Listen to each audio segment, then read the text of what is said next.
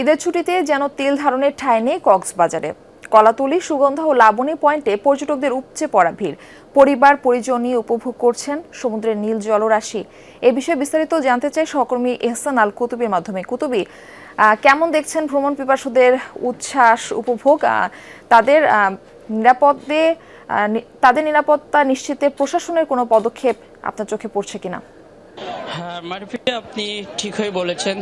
আমরা ঈদের দিন থেকে কিন্তু ভিড়ের পর্যটকদের যে চাপ সেটি দেখতে পাচ্ছি। সেটি শুরু হয়েছে ঈদের দিন থেকে এবং আজকে ঈদের তৃতীয় দিন।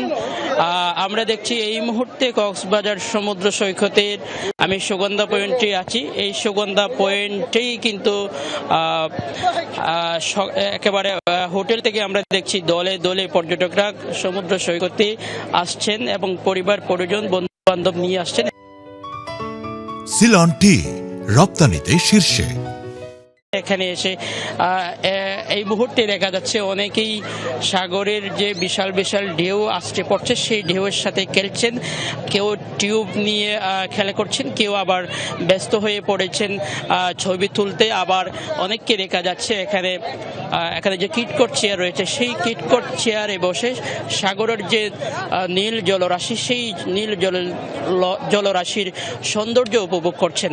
এবং আপনাকে বলতে চাই, এখানে কিন্তু আমরা সকাল যখন ফজরের আজান হয়, আজানের পরপর কিন্তু কক্সবাজারের যে কলাতলী মোড় রয়েছে সেই কলাতলী মোড়ে কিন্তু দেশের প্রত্যন্ত অঞ্চল থেকে হাজার হাজার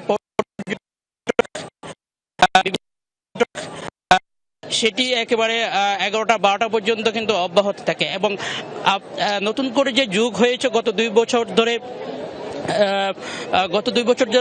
ধরে যে যুগ হয়েছে কক্সবাজার থেকে ঢাকার যে ট্রেন, সেই ট্রেন যোগাযোগের কারণে কিন্তু পর্যটকদের যে চাপ সেটি কিন্তু আরও বেশি বেড়েছে।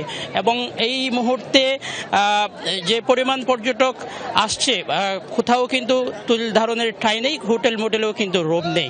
মারফি।